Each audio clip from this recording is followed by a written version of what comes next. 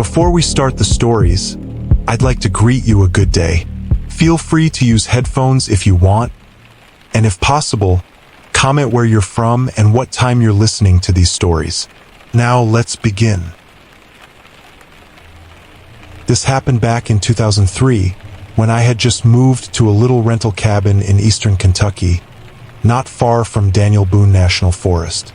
I had been living in Ohio all my life before then, so moving out to the Kentucky hills was a huge change for me. I was 36 at the time, single, and honestly just looking for some peace and quiet away from city noise. At first, it was exactly what I thought it would be.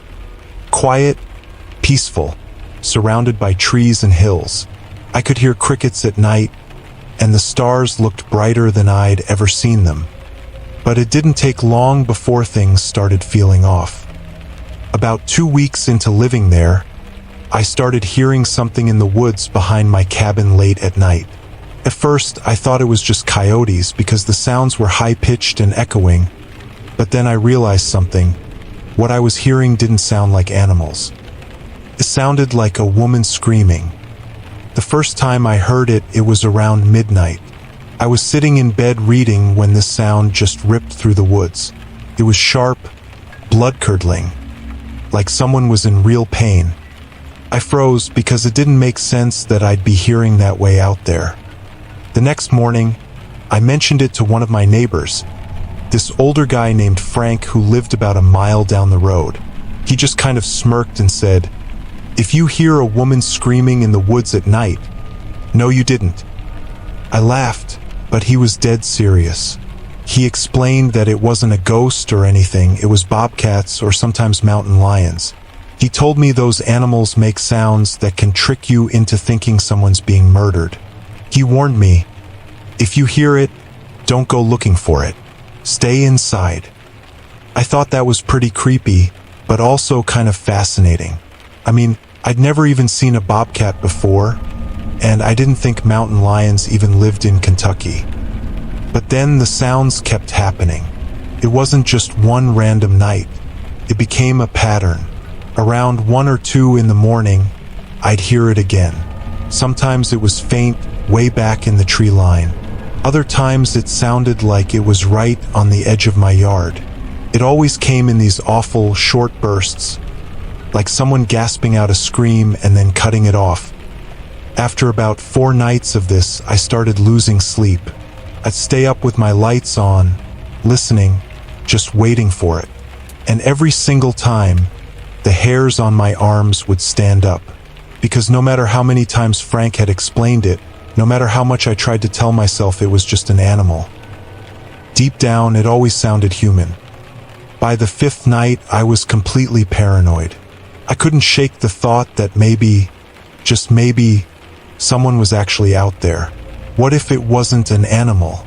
What if there was a woman who had gotten lost or hurt? I didn't want to be the guy who ignored it and then found out later that somebody actually needed help. So that night, against my better judgment, I grabbed a flashlight and the only weapon I had, a hunting knife my dad had given me years ago, and I went outside to check. The woods behind my cabin were thick, and the ground dipped down into a hollow that carried sound in weird ways. I started walking with the flashlight, every step crunching in the leaves, trying not to breathe too loud. I must have gone about 50 yards in when I heard it again. That scream. Except this time it wasn't far away. It was close, too close.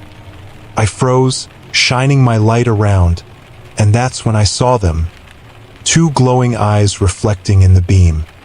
My stomach dropped. The eyes were low to the ground but wide apart, and they weren't moving like a deer's would. Before I even had time to think, the thing lunged. Out of the dark came a mountain lion, bigger than any animal I had ever seen in person. It slammed into me so hard that I dropped my flashlight, and suddenly I was on the ground with this predator on top of me. I started screaming, swinging the knife as hard as I could, trying to hit something vital. The mountain lion clawed across my chest and bit into my shoulder. I don't think I've ever felt pain like that in my life. I honestly thought I was about to die out there in the dirt. Somewhere in the chaos, I got one good jab in with the knife, enough to make the animal hesitate. And then, almost like a miracle, I heard a gunshot echo through the hollow. The lion bolted off me and disappeared into the trees. It turns out one of my neighbors, a farmer, had heard the commotion and fired a warning shot into the air. He probably saved my life. The next thing I remember was him dragging me back toward my cabin and calling 911. I was airlifted to a hospital in Lexington, and I ended up spending 2.5 weeks there. I had broken ribs, deep gashes across my chest and arms, and a torn-up shoulder that took months of rehab. When I finally came home, Frank visited me. He just shook his head and said, "Told you not to go out there." And you know what? He was right. The old superstition wasn't about ghosts, or curses, or anything supernatural. It was practical advice disguised as folklore. If you hear a woman screaming in the woods at night, no you didn't, because it's not a woman. It's something with claws and teeth, and you don't want to meet it. This happened just a couple years ago in the fall of 2021. My name's Kyle, and I live in western North Carolina. The Appalachian Mountains are practically my backyard, and I've spent a lot of my life camping and hiking out there. Now, I've always heard people talk about Appalachian legends, stuff like the Bell Witch, the Brown Mountain Lights, and the Talipo. Creepy stories, but I always figured they were just folktales to keep kids out of the woods. That changed for me one night. It was mid-October, the air was crisp, and the leaves had already changed. Me and two of my friends, Travis and Janice, decided to do an overnight hike in a lesser-known section of Pisgah National Forest. This wasn't a marked trail, more of a backwoods spot only locals really knew about. The day started great, clear skies, ridge views, a campfire with a couple beers as the sun went down. Everything was normal until Daisy, Travis's mutt, started growling. Not barking, just that low, uneasy growl dogs do when they sense something off. She was fixated on the tree line, tail stiff, hackles raised. We shined our flashlights, but didn't see anything. We laughed it off at first, but Daisy wouldn't calm down. She even pulled hard against her leash, like she wanted to charge at whatever was out there. That's when we heard it. Not the sound of an animal, but a slow, deliberate scratching, like metal dragging against bark. It circled just beyond the firelight. Janice nervously joked, "Maybe it's the Talipo," but Travis didn't laugh. He grew up around here, and his grandma used to scare him with that story. A creature with glowing eyes and a long tail, hunting campers in the woods. Even though I didn't believe in that stuff, I couldn't shake the uneasiness. Around 2 a.m., Daisy started barking like crazy. I unzipped my tent and shined my light, and for just a second, I caught two glowing eyes staring back at me from the tree line. But they weren't like deer eyes, they were too close together and too low. When I blinked, they were gone. By morning, Daisy was gone too. Her leash was snapped clean, like something had yanked her hard into the woods.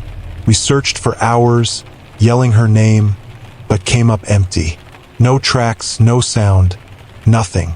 We were all shaken, but for some reason we decided to stick it out one more night. That was the biggest mistake we could have made. The scratching came back, louder this time. But then something worse, voices.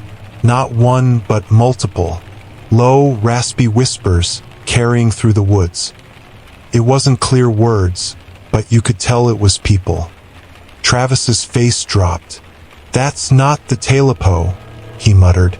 "That's somebody messing with us." Not long after, we heard movement. Heavy, deliberate steps circling us. Then a laugh. Short, too close. Janice froze, tears in her eyes. Travis grabbed his hatchet, scanning the dark. That's when Daisy's body came flying into the light. She landed just feet from the fire. She was torn up, deep bite wounds across her side, punctures around her neck. The kind of damage you'd see from a dogfight, but with a stronger breed. Her collar was still attached, but her leash had been cut clean with a blade. Janice screamed. I just stood there frozen. From the trees, another sound came, a dog growling. Deep guttural, nothing like Daisy. Then a voice called out, mocking, drawn out. Nice little dog you had. We didn't wait. We grabbed what we could carry and bolted down the trail in the dark. The whole way, we heard movement in the woods beside us. Dogs panting, branches snapping, low voices laughing. We didn't stop until we reached the car. To this day, we don't know who it was. Hunters, maybe, or just some sick people who like to terrorize campers. But I'll never forget seeing Daisy's body thrown into camp like that. That section of Pisgah, I'll never go back there. Not because of any Appalachian monster, but because there are people out there in those woods. People who hunt in the dark for reasons that have nothing to do with animals.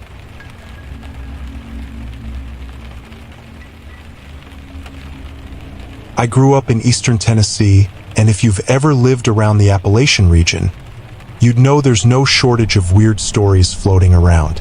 Most of them are just local legends meant to scare kids, like the Talopo or ghost tales about Civil War soldiers. But there's one story that always stuck with me, because I actually had an experience that made me question if it was true or not.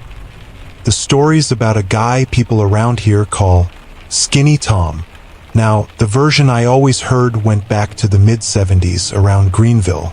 Supposedly, a young man named Earl Harper, who everybody just called Tommy, got himself mixed up with the wrong woman, someone else's wife. And the night he took her down by the Appalachia River, her husband showed up, caught them together, and things ended bad. Real bad. According to the older folks, the husband dragged Tommy out of his car and attacked him with a hunting knife. The wife ran screaming, neighbors called the cops, but by the time they showed up, Tommy was just gone. Nobody ever found his body. No funeral, no remains, just missing. The husband got questioned but was never charged, because there was nothing to pin on him. That's where the legend starts. They say ever since then, if you're down by the river late at night, you might see a thin man wandering the road, holding his side, begging for help. People would report scratches on their car doors, like someone was clawing to get in. Growing up, parents used that story to scare kids and teenagers. Don't sneak off down to the river with your boyfriend or girlfriend, or Skinny Tom will get you. I always thought it was just another campfire story, until one night in my early 20s. This happened back in 2013. I was driving back home from Johnson City to Greenville after visiting a friend. It was already past midnight, and I decided to take one of those rural back roads instead of the highway, just because I was low on gas and wanted the shortcut.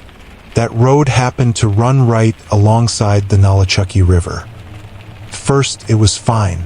Empty roads, nothing but trees on either side, the occasional porch light way off in the distance.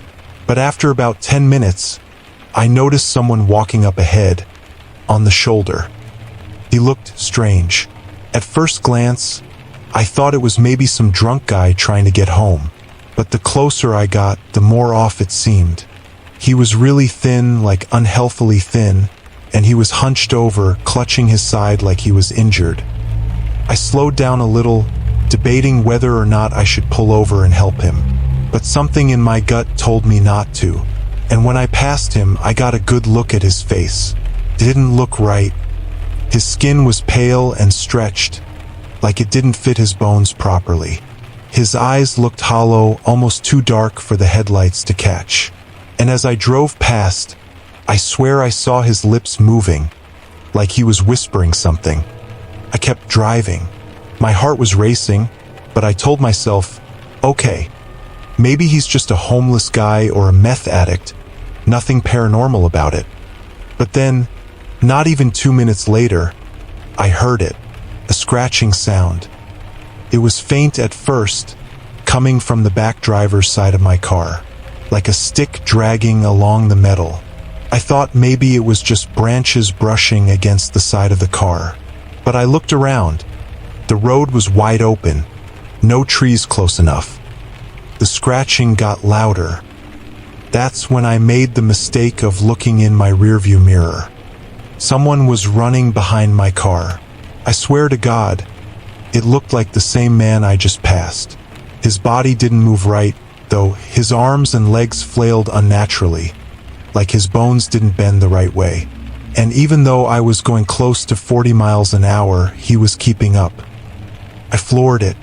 I didn't look back until I was doing almost 70, and by then he was gone. The scratching stopped too. But when I finally got home and parked under the streetlight, I saw it clear as day.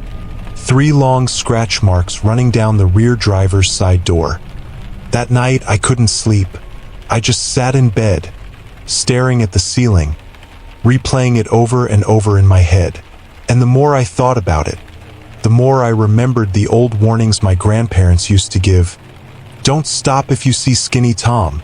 Don't look at him. Don't listen to him. I didn't want to believe it. I kept telling myself it was just my imagination, or some random guy who happened to be on the road. But here's the part that really messes with me. The very next day, I mentioned what happened to a coworker, and without hesitation, he said, "Sounds like you saw Skinny Tom." Apparently, people still report seeing him to this day. Truckers on Route 70, late-night drivers cutting through Greene County, all saying the same thing. A pale man stumbling on the roadside, clutching his side, whispering for help. And if you're unlucky enough to stop for him, you won't be driving home alone.